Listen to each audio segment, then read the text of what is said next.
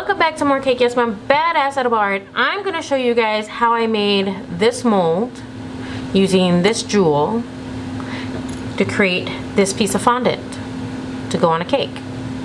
Let's get started. What you want to go buy is this kit right here. You can get this at Michael's or Hobby Lobby, and you can even get it at Amazon. I put a link down at the description below for you. You're welcome. What comes in this kit is the instructions as well as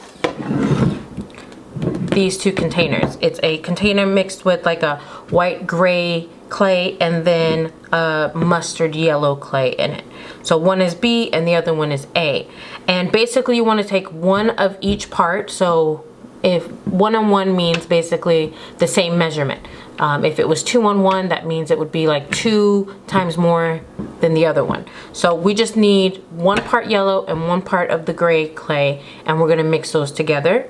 And you wanna be quick when you do this, and you don't wanna overmix it, because if you overmix it, then it becomes stiff and it just stays like rubber. I have a couple of items that I'm thinking of molding. I have some keys, just in case I wanna make like maybe a wedding cake with keys that say like key to my heart type of stuff. Brooches, and I thought that was really pretty to maybe do if I did like an antique type of cake or any toppers. And then I have this one, right? And I used this same kind of design. It wasn't actually this piece of jewelry, it was a different piece, but it had this same type of spikes right here. I use this on the mermaid cake, which will be a tutorial coming up this week, right? Pretty cool, right? Make sure your surface is nice and clean and your hands are nice and clean. Now, if you need help separating the parts, you can weigh it, but I don't have a weigher, so I'm not gonna go ahead and do that. I'm just gonna visually see it and feel it out to see if they're the same weight. Cover these up, they will get dry, so make sure you keep them covered. Off to the side, weigh it. Seems about the same, right? So now I'm gonna go ahead and knead these two together. You wanna mix it really good until you don't see any more of the white, because what happens is this will just turn all yellow. Remember, you don't wanna over mix. I'm gonna roll it, and now I'm gonna flatten it. Make sure it's the same length. I'm doing this all by hand, but of course you can use a roller if you want to. Alrighty, so now I'm just going to push this in. Give it a nice push.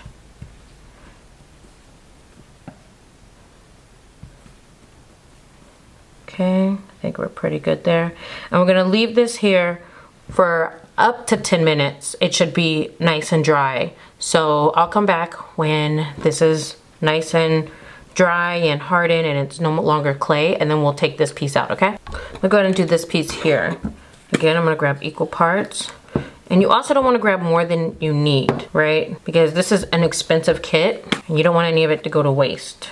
All right, so now mix them together. Remember, do not over mix them. Okay, once all the white basically disappears, now I'm just gonna roll it in my hand, and I'm doing that to make it smooth so there's no creases, or get rid of as much creases as possible, right? And now I'm gonna flatten this. Let's see if it's, okay, good. And when I flatten it, when I push down on this, it'll get even bigger.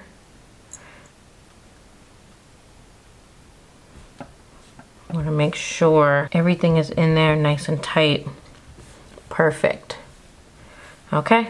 Now we're gonna go ahead and give this a 10 to 15 minutes, and because it's a little more thicker than the other one, 10 to 15 minutes to see if it's dry, and then we'll be back to see if our molds will come apart and actually work and be perfect for fondant. So here are my 3 molds.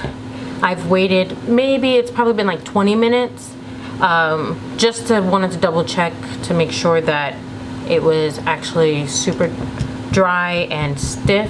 See, now it's stiff, it's like rubber. I can like bend it. So what I'm gonna do is I'm just gonna go ahead and release this, kind of bend it a little bit to ease the jewelry out, because I don't want to break my earring. Boom, look at that. Let's go ahead and grab the other one and do a little bending. It helps to release it, right? Pull it out. Look at that. The great thing about these is that you can wash them, and you should wash them before you use them. They're food safe to use. They bend, they're very pliable. they're perfect. I'm just gonna push this down in the mold.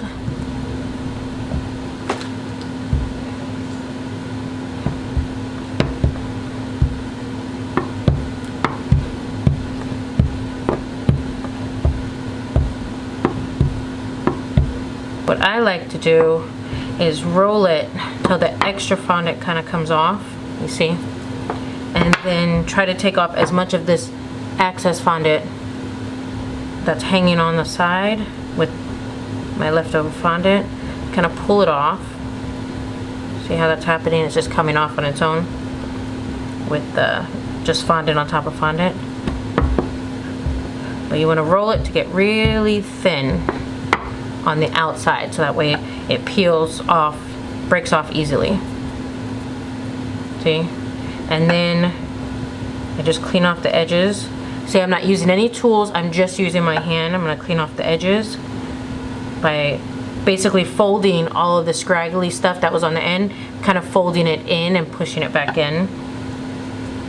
So that way now it's on, this essentially will be the bottom, but right now it's the top, so that all the scraggly edges will be on the top part here, so when I flip it over you won't see it. What some people like to do is sit these in the freezer and let them get super hard so that way you can release it and it doesn't mess up. I'm not going to do that. You're more than welcome to try that out if you like to. I don't really like to set my fondant in the freezer because then when I want to handle it, it's so soft, and then I have to, you know, and it's moist, and then I have to wait for it to dry. So I don't want to have to deal with any of that. So I'm going to go ahead and just gently pull this back and just using my hands, pulling it out of the mold. See how easy that was? Look at that. See that? And now all I have to do is just clean off the rest of the edges here, and she's ready to use. So it picks up all the detail that you want it to pick up on your mold. So it's perfect to use for any of your cakes or anything like that, right? Now you know how to make your own mold. Good luck. I'd love to see what you actually come up with.